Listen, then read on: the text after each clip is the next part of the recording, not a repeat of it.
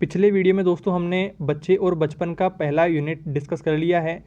अब दोस्तों इस वीडियो में दूसरा यूनिट देखेंगे, बचपन की संकल्पना। 10 नंबर का दोस्तों आपका ये यूनिट होने वाला है और इसमें से एक निबंधात्मक प्रश्न आने के पूरे चांसेस रहते हैं और एक या दो प्रश्न आपके छोटे शॉर्ट क्वेश्चंस भी यहाँ से आने के चांसेस रहते हैं। और इसमें से भी दोस्तों कई पॉइंट्स ऐसे हैं जिनके बारे में हमने यूनिट 1 में डिस्कस कर लिया है, तो इस यूनिट में हम उन्हें डिस्कस नहीं करेंगे। जितना ज़्यादा हो सके इस वीडियो को शॉर्ट करने की कोशिश करेंगे। तो दोस्तों आपको यूनिट 1 का वीडियो देखने के बाद ही इस वीडियो को देखना है, इस बात का आपको ध्यान रखना है। ये जो वीडियो है दोस्तों बिल्कुल शॉर्ट रहेगा, बिल्कुल इंपॉर्टेंट बातों पर ही हम डिस्कस करेंगे और जैसा मैं आपको बताता जा रहा हूँ वैसे वैसे आपको फॉलो करते जाना है। देखिए सबसे पहला पॉइंट हम यहाँ पर डिस्कस करेंगे चाइल्ड हेल्पलाइन नंबर के बारे में। चाइल्ड हेल्पलाइन के बारे में आपको और भी कई जानकारियाँ होंगी। हमने शुरू से पढ़ते आ रहे हैं बच्चों की सिक्योरिटी के बारे में कि क्या गवर्नमेंट कदम उठा रही है उसके बारे में। तो 1098 नंबर हैं चाइल्ड हेल्पलाइन नंबर के। और दूसरा सवाल दोस्तों यहाँ पर ये आता है कि कहाँ कहाँ पर संचालित है। तो राजस्थान में 4 जगह पर ये है, जयपुर, उदयपुर, कोटा और अलवर में। इसका भी आपको ध्यान रखना है। अगले पॉइंट की ओर बढ़ते हैं। सेकंड है दत्तक ग्रहण कार्यक्रम। अब दत्तक कार्यक्रम दोस्तों आपने रीट में भी पढ़ा होगा। दत्तक यानी कि गोद लेना होता है। अब गोद लेना भी दोस्तों कई प्रकार से होता है। एक हम अनाथाश्रम से गोद लेते हैं, एक हम अपने छोटे भाई या बड़े भाई के बच्चे को गोद ले लेते हैं। तो इस तरह से भी गोद लेना होता है, तो इसका आपको ध्यान रखना है। आगे देखिए विशेष ग्रह के बारे में भी प्रश्न आ सकता है। विशेष ग्रहों में विधि का उल्लंघन करने वाले जो किशोर किशोरी होते हैं उनको दंडनीय अवधि के लिए रखा जाता है। तो इस तरह से आपको ध्यान रखना है। 1 नंबर का प्रश्न आपको पूछा जा सकता है। प्रमुख बाल अधिकार या फिर प्रमुख बाल बुनियादी अधिकारों के बारे में भी आपको पूछ सकता है। तो कुछ जो बुनियादी अधिकार हैं इंपॉर्टेंट वो हमने यहाँ पर लिए हैं। जन्म लेने का अधिकार, दूसरा जो है जीवित रहने और संरक्षण पाने का अधिकार। कई बार क्या होता है कि संरक्षण पाने का जो अधिकार है इसको अलग से 4 यहाँ पर कर दिए जाते हैं, बट मुख्यतः आपको इस तरह से ध्यान रखना है। और तीसरा जो है शिक्षा का अधिकार। यही आपके 3 जो है वो इंपॉर्टेंट हैं। आगे बढ़ते हैं आरटीई अधिनियम के बारे में। दोस्तों ये जो पॉइंट है आपके रीट में भी आने वाला है, तो इसको आपको थोड़ा सा कंटेस्ट लेते हुए पूरी डिटेल से पढ़ने की कोशिश करनी है। इसमें दोस्तों निःशुल्क और अनिवार्य शिक्षा के ऊपर बल दिया गया है। बच्चों के लिए निःशुल्क एवं अनिवार्य शिक्षा का अधिकार अधिनियम 2009 का लागू होना भारतीय बच्चों के लिए ऐतिहासिक घटना है। प्रत्येक बच्चे को गुणवत्ता युक्त प्रारंभिक शिक्षा प्रदान प्राप्त करने का अधिकार है। निःशुल्क एवं बाल केंद्रित बाल मैत्रीपूर्ण। अब देखिए बाल केंद्रित यानी कि बालक से जुड़ी हुई, बालक के ऊपर निर्भर, और बाल मैत्रीपूर्ण यानी कि बालक के साथ दोस्ती पूर्वक बच्चे को पढ़ाया जाना। तो शिक्षा दोनों को सुनिश्चित करने एवं इस तरह का राष्ट्रीय प्रावधान विश्व के कुछ ही देशों में है। इस तरह से आपको इनका ध्यान रखना है। तो इस तरह से दोस्तों आपको इस पॉइंट में लिखना है और इसके साथ साथ आप इसमें आरटीई अधिनियम के बारे में संविधान से जुड़ी कुछ बातें भी लिख सकते हैं कि संविधान के कौन से अनुच्छेद में इसके बारे में लिखा गया है। तो उसके लिए दोस्तों नीचे कमेंट बॉक्स में और डिस्क्रिप्शन में 2 वीडियो के लिंक दिए गए हैं, जिनमें से एक वीडियो जो है आपके प्रीवियस ईयर का पेपर है और दूसरा जो है इस यूनिट का इंपॉर्टेंट क्वेश्चंस हैं जो पिछले कई एग्जाम्स में आए हुए हैं और इस बार भी रिपीट होने के चांसेस जो रहते हैं। इंपॉर्टेंट क्वेश्चंस को वहाँ पर मेंशन किया गया है जिनको आपको जरूर से देखना है। तो वहाँ पर आपको इसके बारे में और भी डिटेल से पता चलेगा, तो वो वीडियो आपको जरूर देखना है। और मैं कोशिश करूँगा आरटीई के बारे में हम एक अलग से प्रॉपर वीडियो लेके आएँ। अभी देखिए अगले पॉइंट की ओर बढ़ते हैं।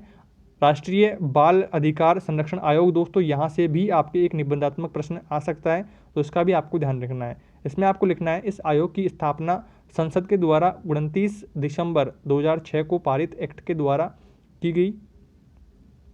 यह एक संवैधानिक निकाय है जिसमें अध्यक्ष के अतिरिक्त 6 सदस्य होते हैं जो कि विभिन्न क्षेत्रों यथा बाल स्वास्थ्य, शिक्षा, बाल देखभाल एवं विकास, किशोर कानून, अयोग्य बच्चे, बाल श्रम उन्मूलन, बाल मनोविज्ञान एवं बच्चों के कानून से संबंधित विशेषज्ञ होते हैं।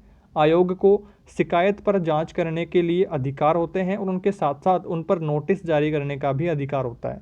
बच्चे के संरक्षण एवं विकास के संबंधित कानूनों के अंतर्गत सुरक्षा हेतु दिशा निर्देश जारी करने तथा उनके प्रभावी क्रियान्वयन का अधिकार भी उनके पास होता है। तो इनका आपको ध्यान रखना है। आगे देखिए महत्वपूर्ण जो पॉइंट है हम बचपन से पढ़ते आ रहे हैं इसके बारे में। बाल श्रम के बारे में हमने 10th में 9th में इनमें सामाजिक की बुक्स में इनमें पढ़ा है। बाल श्रम क्या होता है, बाल श्रम किन कारणों से होता है, बाल श्रम जो है उसका संविधान में क्या क्या दंड इसके बारे में लिखित हैं। तो उनके बारे में आपको इसकी जितनी ज़्यादा हो सके जानकारी जुटानी है। आपके रीट में भी ये पॉइंट है। तो इसके बारे में आपको पढ़ना है। अलग से आप जब यूट्यूब पर सर्च करेंगे तो कोई ना कोई वीडियो मिल जाएगा। मैं भी कोशिश करूँगा इसके बारे में एक अलग से वीडियो ला पाऊँ, जिससे आपकी इसकी तैयारी और रीट की तैयारी दोनों हो पाए। तो इसमें आपको देखिए मेन पॉइंट्स के ऊपर डिस्कस कर लेते हैं। यहाँ पर सबसे पहले तो आपको बाल श्रम होता क्या है इसके बारे में जानकारी रखनी है। तो बच्चों के शारीरिक, मानसिक और नैतिक रूप से जो शोषण होता है और उनकी शिक्षा जिससे बाधित होती है तो उसे बाल श्रम कहा जाता है। और दुष्परिणाम बाल श्रम के क्या क्या हैं, तो बच्चों का जो सर्वांगीण विकास है वो नहीं हो पाता है और भविष्य में उनका विकास इस तरीके से नहीं होगा तो वो कुछ भी नहीं सीख पाएंगे। तो इस तरह से आपको सारी जानकारी पता है, कुछ ज़्यादा इस पर टाइम वेस्ट हम यहाँ पर नहीं करेंगे। आपको बचपन से पढ़ते आ रहे हैं तो पूरी डिटेल्स आप यहाँ पर लिख पाएंगे आराम से। आगे बात करते हैं बाल कल्याण समिति के बारे में। ये भी दोस्तों इंपॉर्टेंट पॉइंट है, क्वेश्चन आ सकता है। किशोर न्याय अधिनियम के तहत देखभाल व संरक्षण की आवश्यकता वाले बच्चों के प्रकरणों की सुनवाई व निपटान करने के लिए अंतिम प्राधिकारी के रूप में हर जिले में बाल कल्याण समिति का गठन किया गया है। इसमें एक अध्यक्ष व 4 सदस्य होते हैं और एक महिला का होना भी अनिवार्य होता है।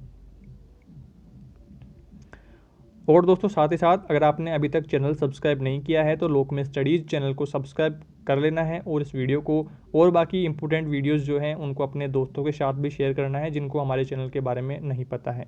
आगे देखिए अगला इंपॉर्टेंट पॉइंट डिस्कस करते हैं, किशोर न्याय बोर्ड। तो ये भी दोस्तों एग्जाम के लिए वेरी इंपॉर्टेंट है। किशोर न्याय अधिनियम 2000 की धारा 4 में विधि का उल्लंघन करने वाले किशोर किशोरियों के प्रकरणों की सुनवाई, जमानत व निपटान हेतु प्रत्येक जिले में किशोर न्याय बोर्ड की स्थापना की गई है, जिसके अध्यक्ष मुख्य न्यायाधीश और 2 सामाजिक कार्यकर्ता जिसे राज्य स्तरीय चयन समिति की सिफारिश पर मनोनीत करते हैं। आगे देखिए पूरा नाम से रिलेटेड भी आपके प्रश्न आ सकते हैं कि इसका पूरा नाम लिखिए, आरटी का पूरा नाम लिखो, यूएनओ का पूरा नाम लिखो, आईपीईसी का पूरा नाम लिखो। तो इस तरह से भी प्रश्न आ सकते हैं। यहाँ पर देखिए मुझे ये 3 ही दिखे हैं, अगर आपके और भी अगर आपके पास सीरीज है तो वहाँ पर और भी आपको दिख रहे होंगे, तो उनको भी आपको यहाँ पर ध्यान में रखना है। ऐसा भी प्रश्न आपके पूछा जा सकता है 1 नंबर का। आरटी की फुल फॉर्म होती है निःशुल्क एवं अनिवार्य बाल शिक्षा अधिकार अधिनियम 2009। यूएनओ की होती है यूनाइटेड नेशंस ऑर्गेनाइजेशंस, यानी कि संयुक्त राष्ट्र संघ आप इसे कह सकते हैं। और आईपीईसी की बाल श्रम उन्मूलन अंतर्राष्ट्रीय कार्यक्रम होता है। अब बात करते हैं अगले इंपॉर्टेंट पॉइंट की तरफ। तो बचपन को प्रभावित करने वाले क्या क्या कारक हैं, बचपन किन किन कारकों से प्रभावित होता है, तो परिवार में माता पिता और भी सदस्य जो परिवार में रहते हैं वो आ जाते हैं। अब इनसे कैसे प्रभावित होगा, तो इनके बारे में अगर आप लिखना चाहें, अगर आपको निबंधात्मक प्रश्न ऐसा पूछा जाता है तब आपको इसके बारे में लिखना होगा कि माता पिता अगर बच्चे को ठीक तरीके से टाइम नहीं दे पाते हैं, ठीक तरीके से बच्चे की केयर नहीं करते हैं, तो वो अकेला गुमसुम रहता हुआ, अपने आप में खोया हुआ, इस तरह से अलग अलग उसके दिमाग में ख्याल आने लगेंगे और वो उसका जो दिमाग है वो ठीक तरीके से कार्य नहीं कर पाएगा और वो ठीक तरीके से मतलब पारिवारिक सोच उसकी नहीं बन पाएगी। विद्यालय में विद्यालय के जो शिक्षक हैं और जो सहपाठी हैं वो भी दोस्तों इससे प्रभावित रहते हैं। बच्चा अगर वो भी उसको ठीक तरीके से गाइड नहीं करेंगे, इसके बारे में देखिए थोड़ा सा उदाहरण देकर के मैं आपको समझाऊं तो आपने स्कूल में देखा होगा कुछ जो बच्चे कमज़ोर होते हैं। अब देखिए कमज़ोरों को शिक्षक क्या होता है कि सबको एक नज़र से देखता है, चाहे कमज़ोर हो चाहे इंटेलिजेंट हो, सबके ऊपर समान रूप से सबको पढ़ाता है। अगर वो थोड़ा सा भेदभाव करने लगे या और कुछ ऐसा कुछ हो तब भी दोस्तों बालक जो है, जो कमज़ोर बालक है वो प्रभावित होगा। अगर मान लीजिए शिक्षक जो है सिर्फ इंटेलिजेंट बच्चों के ऊपर ध्यान देता है, तब दोस्तों फिर वो जो कमज़ोर बच्चा है वो अपने आप को थोड़ी सी हीन भावना से देखने लगता है कि मुझ पर तो ध्यान ही नहीं दे रहे हैं शिक्षक। तो इस तरह से आपको यहाँ पर अगर डिटेल में कोई क्वेश्चन आता है तो आपको ऐसे लिखना होगा। और खेलों में भी दोस्तों जो फ्रेंड्स अगर आपके नहीं हैं तो फिर आप खेल नहीं पाओगे, और खेल नहीं पाओगे तो फिर आपका जो दिमाग है वो ठीक तरीके से विकसित नहीं होगा, शरीर ठीक तरीके से विकसित नहीं होगा। तो इस तरह से अगर आपको लैंग्वेज में क्वेश्चन पूछता है डिटेल में निबंधात्मक, तब फिर आपको पूरी लैंग्वेज लिखनी होगी, या फिर अगर 1 नंबर का पूछता है तो फिर आपको इस तरह से शॉर्ट में लिखना है। इस तरह से दोस्तों आपका ये 2nd यूनिट भी कंप्लीट हो चुका है। जितना ज़्यादा हो सका है दोस्तों मैंने इसको कम करने की कोशिश की है। और इसके साथ ही दोस्तों आपको एक काम और करना है, नीचे दोस्तों कमेंट बॉक्स में और डिस्क्रिप्शन में 2 लिंक दिए हुए हैं। एक लिंक है आपके प्रीवियस ईयर का क्वेश्चन पेपर, और दूसरा जो लिंक है दोस्तों आपके यूनिट 2 के इंपॉर्टेंट जो क्वेश्चन कई बार एग्जाम्स में आते आ रहे हैं, जो क्वेश्चन रिपीट होते हैं, उन सभी को दोस्तों उस वीडियो में मेंशन किया गया है। इन दोनों वीडियो को भी दोस्तों आपको जरूर से देखना है, जिससे आपके जो इस यूनिट के जो 10 नंबर हैं वो पक्के हो जाएंगे और आपका एक भी क्वेश्चन यहाँ से गलत नहीं होगा। इस वीडियो में दोस्तों इतना ही। आई होप आपके सारे डाउट्स मैं दूर कर पाया होऊंगा। फिर भी दोस्तों इससे रिलेटेड आपके कोई भी डाउट्स रहते हैं तो कमेंट बॉक्स में जरूर बताना है, चैनल को सब्सक्राइब कर लेना है और वीडियो को लाइक कर देना है। और साथ ही साथ दोस्तों इस वीडियो को और भी बाकी जो इंपॉर्टेंट वीडियोज़ हैं उनको अपने दोस्तों तक भी पहुँचाना है, ताकि उनकी भी एग्ज़ाम की तैयारी अच्छे से हो सके। चलिए दोस्तों, जल्दी मिलते हैं एक नई वीडियो में नए यूनिट के साथ।